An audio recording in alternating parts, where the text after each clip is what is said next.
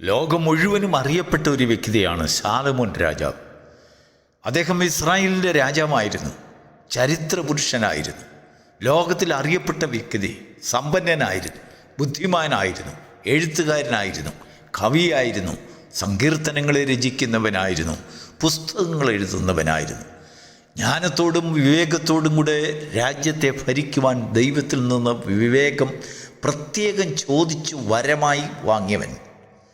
അവൻ ആഗ്രഹിച്ചതും അവൻ്റെ കണ്ണിന് ഇൻപമായിട്ടുള്ളതൊന്നും അവന് അനുഭവിക്കാൻ ഇടവരാതെ ഇരിക്കേണ്ടതിന് പ്രത്യേകം ശ്രദ്ധിച്ചവൻ. അതെല്ലാം അനുഭവിച്ചും കൊണ്ട് അവൻ്റെ ജീവിതത്തിൽ വലിയ ആർഭാദത്തോടുകൂടെ കഴിഞ്ഞവൻ. സ്വർണവും വെള്ളിയും വിലയില്ലാത്തതുപോലെ അങ്ങനെ വലിയ ചരക്കുകളായി ദേശത്തും രാജ്യത്തും കൊട്ടാരത്തുമൊക്കെ സംഭരിച്ചു വെച്ചവൻ. മറ്റുള്ളവരെല്ലാം അവനെപ്പോലെ ആകുവാൻ കൊതിച്ചു. സൗന്ദര്യം കൊണ്ടും അധികാരം കൊണ്ടും ജ്ഞാനം കൊണ്ടും വിവേകം കൊണ്ടും ലോകത്തിലെ വലിയൊരു സമൂഹം മനുഷ്യർ അന്നും ഇന്നും ശലോമോനെ പോലെ ആകുവാൻ ആഗ്രഹിക്കുന്നു. അത്രയ്ക്ക് ശ്രേഷ്ഠനായ ഒരു മനുഷ്യൻ. ദാവീദിൻ്റെ മകനാണ്. ദാവീദ് ദൈവത്തെ അനുസരിക്കുകയും ബഹുമാനിക്കുകയും ഭയപ്പെടുകയും ചെയ്തുകൊണ്ടിരുന്ന ഒരു മനുഷ്യൻ. അദ്ദേഹത്തിൻ്റെ മകൻ ശാലോമോനും ദൈവത്തെ ഭയപ്പെട്ടു. ഇന്ന് ശാലോമോനെക്കുറിച്ച് ദൈവത്തിൻ്റെ ആത്മാവ് നമ്മോട് ഒരു പ്രത്യേക കാര്യം സംസാരിപ്പാൻ ആഗ്രഹിക്കുന്നു. 1 രാജാക്കന്മാർ 3-ാം അധ്യായത്തിൻ്റെ 3-ാം വാക്യം. ശാലോമോൻ യഹോവയെ സ്നേഹിച്ചു, തൻ്റെ അപ്പനായ ദാവീദിൻ്റെ ചട്ടങ്ങളെ അനുസരിച്ച് നടന്നു. നോക്കൂ, വളരെ വ്യക്തമായി എഴുതിയിരിക്കുകയാണ്, ശാലോമോൻ ദൈവത്തെ സ്നേഹിച്ചു, അതുകൂടാതെ തൻ്റെ അപ്പനായ ദാവീദിൻ്റെ ചട്ടങ്ങളെ അനുസരിച്ച് നടന്നു. ആ വാചകം അവിടെ തീർന്നില്ല, ക്ലോസ് ചെയ്തില്ല. അതിനുശേഷം എഴുതുകയാണ്, എങ്കിലും അവൻ ദൈവത്തെ സ്നേഹിച്ചു, തൻ്റെ അപ്പനായ ദാവീദിൻ്റെ ചട്ടങ്ങളെ അനുസരിച്ച് നടന്നു. എങ്കിലും അവൻ പൂജാഗിരികളിൽ വെച്ച് യാഗം കഴിക്കുകയും ധൂപം കാട്ടുകയും ചെയ്തു വന്നു. ദൈവത്തിന് സ്തോത്രം. അതെന്താണ് ഈ പൂജാഗിരി? നമ്മൾ ആരെങ്കിലും മനസ്സിലാക്കിയിട്ടുണ്ടോ പൂജാഗിരി എന്താണ്? ഗിരി എന്ന് പറഞ്ഞാൽ പർവ്വതം, പൂജാഗിരി എന്ന് പറഞ്ഞാൽ പൂജ കഴിക്കുന്ന പർവ്വതം. ഇസ്രായേൽ ജനം മിസ്രൈമിൽ നിന്ന് പുറപ്പെട്ട് കനാൻ ദേശത്ത് പ്രവേശിക്കുന്നതിന് മുൻപ് ദൈവം തിരിച്ചറിഞ്ഞു, കനാനിൽ തിങ്ങിപ്പാർക്കുന്ന ജാതികൾ അവരുടെ ദൈവത്തെ ആരാധിക്കുകയും അവർക്ക് ബലി കഴിക്കുകയും ഒക്കെ ചെയ്യുന്നത് ഉയർന്നു കാണുന്ന പാറമുകളിലും കുന്നുകളിലും മലകളിലും മലഞ്ചരിവുകളിലും എവിടെയെല്ലാം ഉയർന്ന ഭാഗങ്ങളുണ്ടോ അവിടെയൊക്കെ മഞ്ഞളും കുമ്മായവും കലക്കി തേച്ചും കൊണ്ട് കല്ലുകളും വെച്ച് ആകൃതി വെച്ചും കൊണ്ട് ഏതെങ്കിലും ഒരു കുജില വർഷവും അവിടെ നട്ടും കൊണ്ട് ആ വൃക്ഷത്തിൻ്റെ തണലിലും കൂടാരമടിച്ചും പല പല ക്രമീകരണങ്ങൾ ചെയ്തും യാഗങ്ങളെ അറക്കുവാനുള്ള കല്ലുകൾ നിരത്തിയും ഒക്കെ പൂജാഗിരികൾ ഉണ്ടാക്കി.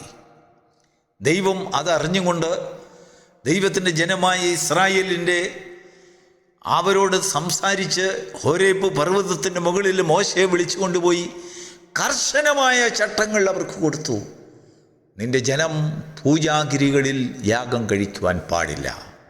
അതിന് വ്യവസ്ഥയുള്ളതായ ഒരാലയം. ദൈവത്തിന് മഹത്വം ഉണ്ടാകട്ടെ. ദൈവം പൂജാഗിരികളിൽ കഴിച്ച യാഗത്തിൻ്റെ സൗരഭ്യവാസനയെ കൈക്കൊള്ളുവാൻ ഒരു പൂജാഗിരികളിലും ദൈവം കടന്നു ചെന്നില്ല. അതിന് പകരം സ്വർഗം സിംഹാസനവും ഭൂമി പാദപീഠവുമായിരിക്കുന്ന സർവശക്തനായ ദൈവത്തിൻ്റെ പാദപീഠത്തിൽ കഴിക്കപ്പെടുന്ന യാഗങ്ങളെ, അവനോട് കഴിക്കുന്ന അപേക്ഷകളെ സ്വീകരിക്കുവാൻ സ്വർഗത്തിൽ നിന്നും താഴെ ഇറങ്ങി. ദൈവത്തിന് മഹത്വം ഉണ്ടാകട്ടെ. ദാവീദിൻ്റെ പട്ടണം എന്ന് പറഞ്ഞാൽ അതാണ് സിയോൻ.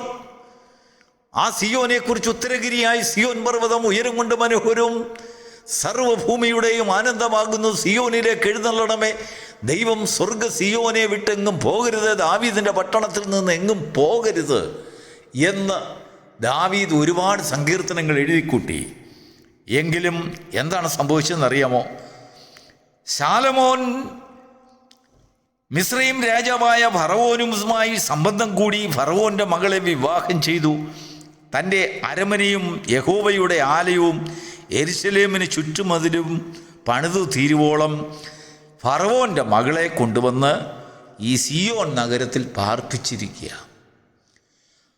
അത് ദൈവത്തിൻ്റെ വാസസ്ഥലമാണെന്നും പറഞ്ഞ് ദാവീദ് ഒരുപാട് കാര്യങ്ങളൊക്കെ പറയുന്നുണ്ട്. പക്ഷെങ്കിൽ അവിടെ താമസിക്കുന്നത് ഫറവോൻ്റെ മകളാണ്.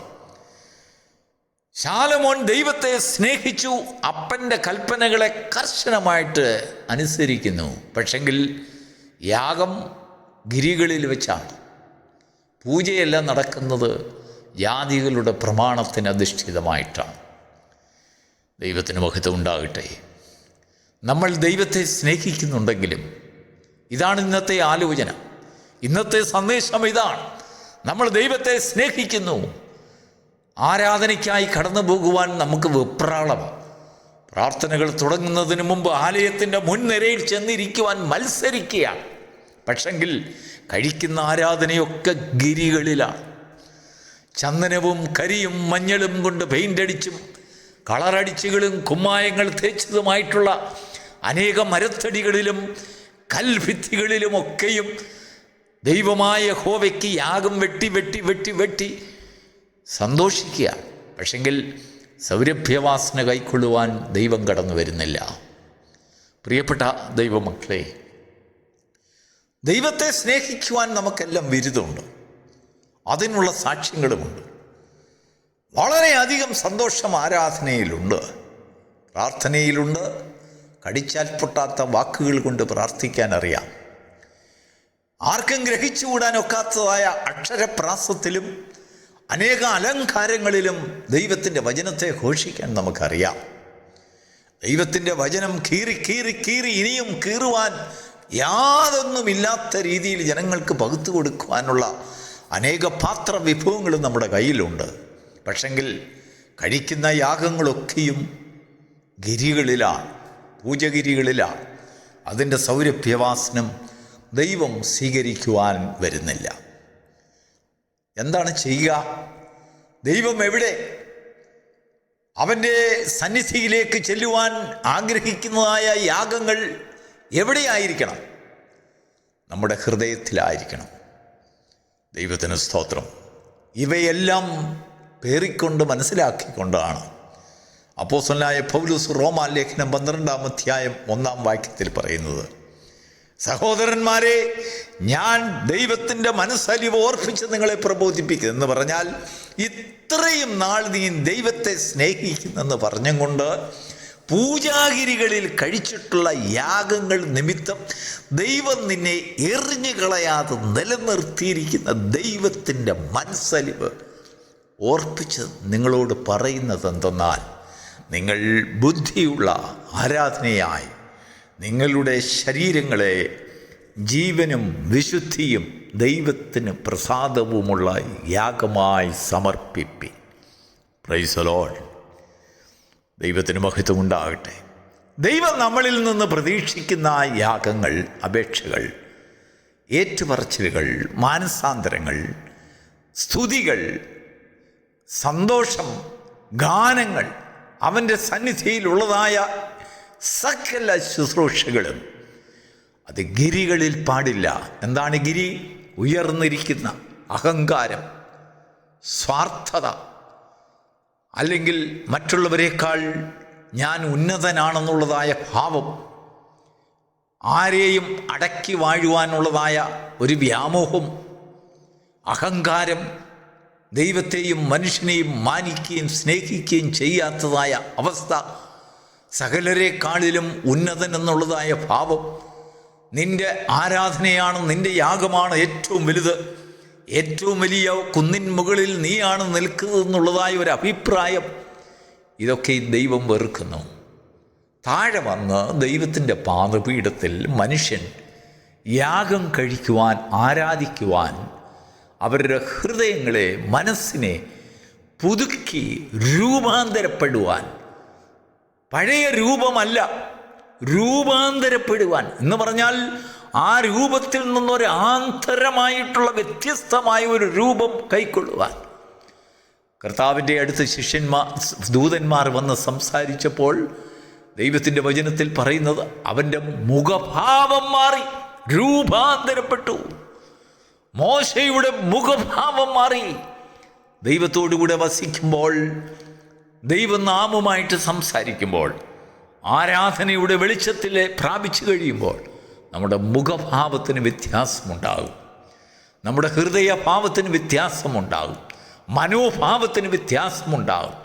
യേശുവിൻ്റെ പാദപീഠത്തിൽ കുന്നുകളിലും ഉയർച്ചയിലും പാറമുകളിലും ഗിരികളിലും അല്ല യാഗം. യേശുവിൻ്റെ പാദപീഠത്തിൽ വരുമ്പോൾ അവൻ താഴ്മയുള്ളവൻ, ഏകാഗ്രതയുള്ളവൻ, ദൈവ സ്വഭാവത്തിലേക്ക് കടന്നു വരുന്നവൻ. എന്താണ് ദൈവത്തിൻ്റെ സ്വഭാവം? അവൻ ഉയരത്തിൽ ദൈവസ്വരൂപത്തിലിരിക്കെ ദൈവത്തോടുള്ളതായ സമത്വം മുറുകെ പിടിച്ചു കൊള്ളണമെന്ന് വിചാരിക്കാതെ തന്നെത്താൻ താഴ്ത്തി വെറുത്തു, മനുഷ്യവേഷമെടുത്തു. ദൈവത്തിന് സ്തോത്രം. സകലത്തിലും അനുസരണമുള്ളവനായി തീർന്നു. അതാണ് ദൈവത്തിൻ്റെ സ്വഭാവം. ഈ പ്രഭാതത്തിൽ ദൈവം നമുക്ക് തരുന്ന സന്ദേശം അതാണ്. ഈ ലോകത്തിന് കൊടുക്കുന്ന സന്ദേശം അതാണ്. നമ്മുടെ യാഗങ്ങൾ നന്നായി യാഗം കഴിക്കുന്നു. വലിയ വലിയ യാഗങ്ങൾ, ആർക്കും കഴിക്കാൻ കഴിയാത്തതായ, ആരുടെയും കയ്യിലില്ലാത്തതായ യാഗവസ്തുക്കളൊക്കെ നമ്മുടെ കയ്യിലുണ്ട്. ഏറ്റവും വില കൂടിയതായ ആടുകളും മാടുകളുമൊക്കെ യാഗത്തിന് വേണ്ടി നമ്മൾ വാങ്ങിച്ചു കൂട്ടിയിട്ടുണ്ട്. പക്ഷെങ്കിൽ അതൊക്കെ കഴിക്കുന്നത്, യാഗം അതിനെയെല്ലാം വെട്ടുന്നത് ഗിരിമുകളിലാണ്, പൂജാഗിരികളിലാണ്. ദേവന്മാർക്ക് പൂജ ചെയ്തിട്ടുള്ളതായ, എന്താണ് ആ പൂജ?